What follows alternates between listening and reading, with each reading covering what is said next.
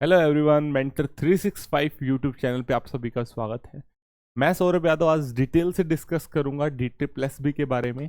आज हम बात करेंगे पीजीटी के बारे में, पीजीटी बायोलॉजी स्पेशल के बारे में बात करूंगा। काफ़ी सारे बच्चे बहुत बुरे तरीके से कंफ्यूज हैं।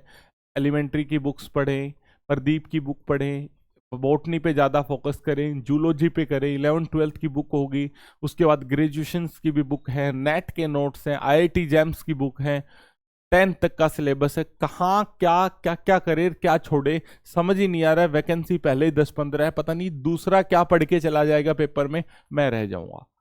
ये भाव जब तक दिमाग में रहेगा ना, आप समझो तैयारी कर ही नहीं पाओगे। जब तक आप बिल्कुल एक डायरेक्शन में ऐसे फोकस नहीं होगे ना, तब तक सिलेक्शन की बात नहीं बनेगी। ये बात मैं अपने एक्सपीरियंस से, इतने सालों में, 5-6 सालों में 17+ एग्जाम तो खुद क्रैक करे हैं और बहुत बच्चों को गाइड करा। उस एक्सपीरियंस के आधार पे कह रहा हूं कि सिलेक्शन सिर्फ नॉलेज से नहीं होता। अगर नॉलेज से सिलेक्शन होता तो शायद मैं किसी पेपर में कुछ पेपर कर पाता, क्योंकि हर सब्जेक्ट में तो मैं माहिर हो नहीं सकता। इसीलिए बेटा बहुत कॉन्फिडेंटली मैं आपको कह रहा हूं, ये कॉन्फिडेंस अपने अंदर भी भर लो। अगर आप एवरेज स्टूडेंट भी हैं, बिलो एवरेज भी हैं, ठीक ठाक भी हैं, अगर मेहनत सही डायरेक्शन में रही बढ़िया तरीके से अगले 2-2.5 महीने में, तो आपके पास एक ऐसी बढ़िया नौकरी होगी जिसके कोई आप अंदाजा भी नहीं लगा सकते। ठीक है, अब टाइम वेस्ट ना करते, छोटी सी इंफॉर्मेशन है। जो बच्चे पेपर 1 के लिए जुड़ना चाहते हैं हमारे साथ, वो जुड़ सकते हैं। बॉटनी के बारे में मैं डिस्कस करूंगा। अधूरा ज्ञान खतरनाक होता है, पूरी वीडियो देख के जाना।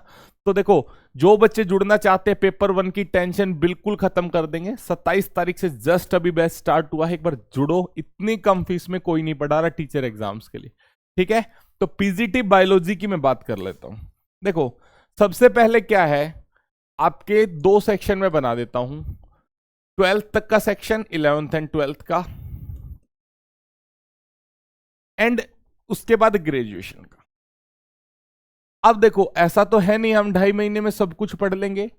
11th-12th की हेल्प बुक भी पढ़ लेंगे, एलिमेंट्री की बुक्स भी मैं पढ़ जाऊंगा, और आपकी ग्रेजुएशन के नेट के नोट्स भी रिवाइज कर लूंगा, नेट JRF के जैम के भी। ये 1 साल पहले करने का काम था। अब 2 महीने में बिल्कुल फोकस स्टडी क्या करनी चाहिए मेरे हिसाब से, सबका अपना ओपिनियन हो सकता है, बट 11th-12th के लिए सबसे पहले NCERTों पे आंख बंद करके भरोसा करो।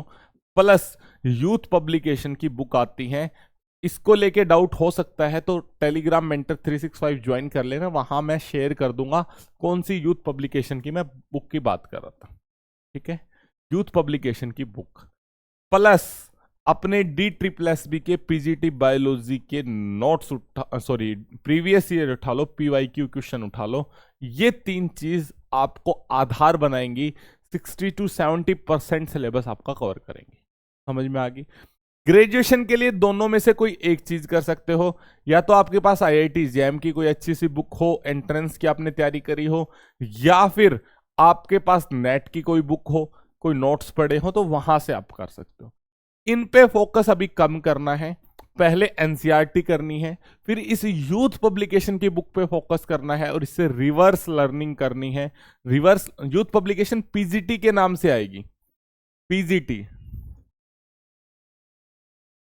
पीजीटी के नाम से आएगी। प्रीवियस ईयर वाली मत लेना, प्रीवियस ईयर बायोलॉजी भी आपको मिल जाएगी शायद, पर पीजीटी बायोलॉजी के चैप्टर वाइज क्वेश्चन होंगे, इसमें MCQs होंगे। मैं फोटो शेयर कर दूंगा ग्रुप में, टेलीग्राम ग्रुप में, तो वहां आप जाके देख सकते हो यूथ पब्लिकेशन। ठीक है, तो वहां से क्या करना है, रिवर्स लर्निंग करनी है।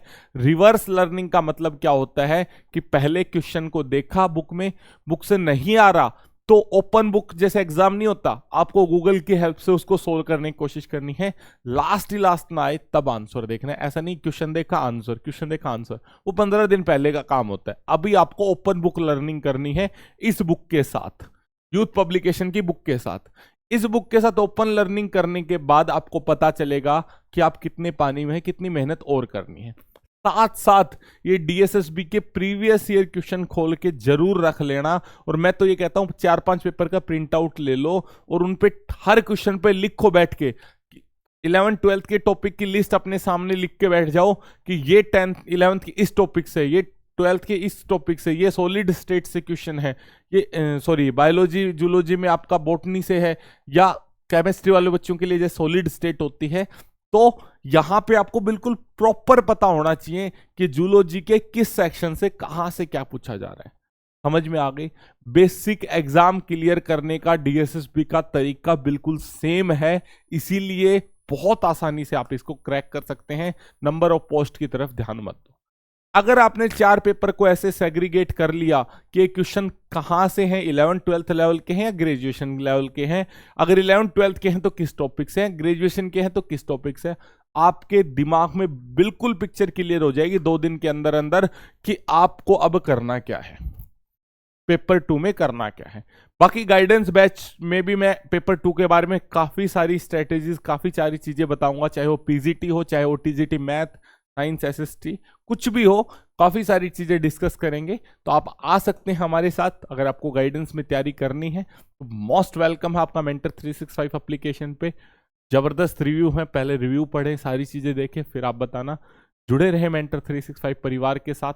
मात्र इतनी 600 रुपए की फीस में बेटा यूट्यूब पे कोई तैयारी नहीं करा रहा, इस तरीके से तो नहीं करा रहा।